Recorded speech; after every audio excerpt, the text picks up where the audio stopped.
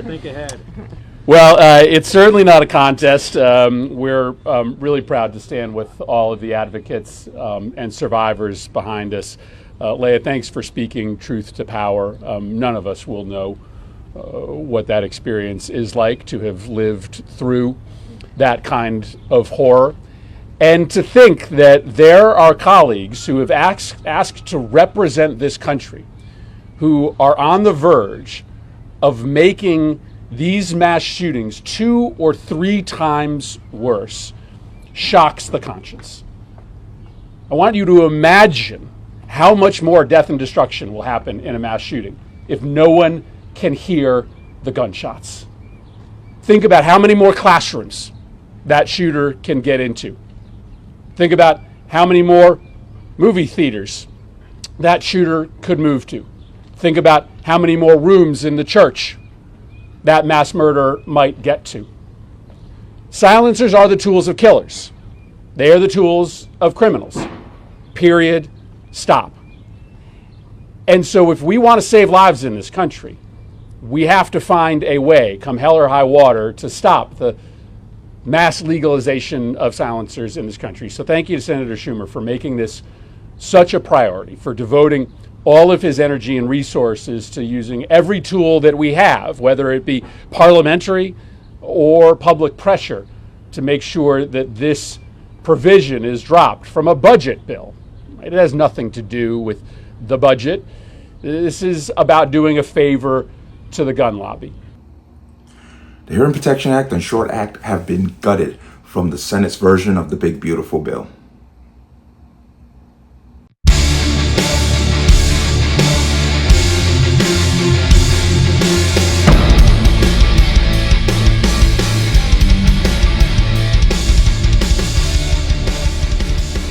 Welcome to another installment of the Connecticut Gun Bench. Today's video is brought to you by P.A.N. Firearms, LLC. P.A.N. Firearms, your NRA certification of multifaceted gun training. You can reach us at 203-300-6343 or use our website at www.panfirearmsllc.com. As always, there'll be a link in the description box below. If you like channel, like content, what I do here, you can support me with the link. Everything is appreciated. Online store is open. CGB20. Get you 20% off. Free shipping. Connecticut residents, you have to pay the sales tax. I have no say in that matter, but CGB20 will get you 20% off. Well, let's talk about this, and I've been talking about this a little bit. You've heard me talking about the Hearing Protection Act coming out of Congress, which will remove silencers from NFA control. Then I talked about the Senate version, which included the Short Act, which would remove short-barrel rifles and any other weapons from NFA control. Well, all of that, unfortunately, has been shot down by one person, technically. The Senate Parliamentarian, named Elizabeth McDonough, has removed the Short Act and the HPA, Hearing Protection Act, from the big beautiful bill. But it's not just those two items. What I'm about to say, I do not say lightly. I don't like having to say it, but it needs to be said. The Senate Parliamentarian, Elizabeth McDonough, needs to be fired. Some Republicans are calling for Elizabeth McDonough's termination after she struck down key Medicaid provisions in Trump's signature tax and spending bill. The ruling complicates the president's push to sign his, quote, big beautiful bill into law by July 4th. McDonough has been the Senate's top rules expert since 2012. She's the first woman in the role. She advises lawmakers on Senate rules, refers bills to committees, and enforces budget procedure. Her rulings matter most during budget reconciliation when the, quote, Byrd rule blocks non-budget items. Everything that is pro-Trump's agenda has been axed by this one person. And you know that this is politics. There's no doubt about it. Let me explain. The Senate Parliamentarian looks at the bill and decides that if it actually fits what they call the Byrd rule. The Byrd rule allows for budget-related items to be passed without the 60-vote majority needed. But if anything is in that bill that is of a regulatory nature, where it would change policy, what have you, then it must pass with the 60-vote threshold required. Now, because they're saying that removing the short barrel rifles, AOWs, and suppressors from NFA control That is a regulatory move. But it's kind of strange because Mr. Williams is the president of the American Suppressors Association, made a good point. Removing suppressors and short barrel firearms from the NFA tax scheme directly impacts revenues because they collect money to do this and is unquestionably compliant with the rules of reconciliation. The seemingly politically motivated decision was undoubtedly influenced by fear-mongering and disinformation by radical liberals and anti-gun activists.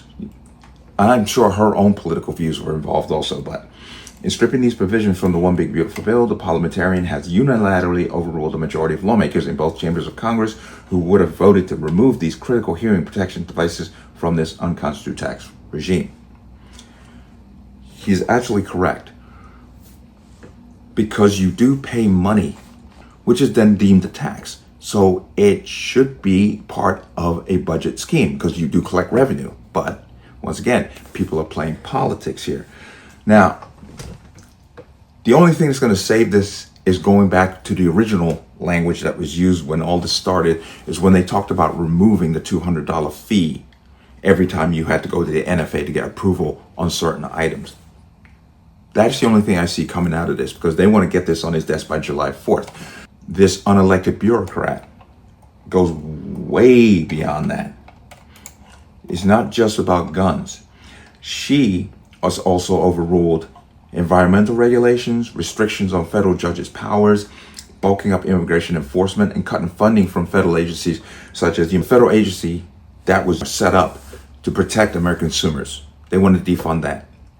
She's blocked all that. She's gutted all that out. So this, once again, is politics. You could be excited about the whole thing in this bill, but at the end, part of me was just like, if this gets through, I'd be shocked, because all the Democrats are, of course, fully on board with destroying this thing. You think they were going to allow us to have silencers and short barrel rifles without the NFA control? When the NFA control is nothing more than a bureaucracy anyway, because the background check is exactly the same that you use to buy a firearm or any other implement that is required for you to have a background check. So they're not stopping anything, but once again, we'll see how this goes forward. They want to get this on Trump's desk by July 4th. Unfortunate, but not wholly unexpected. But let me know what you think. As always, you can leave your comments in the comment section below. And as always, any statements of violence or statements that lead to violence will be removed. Please like, share, comment, subscribe. Don't forget to hit that notification bell so you're notified the next time a video goes live. I'm going to see you on the next one. Peace.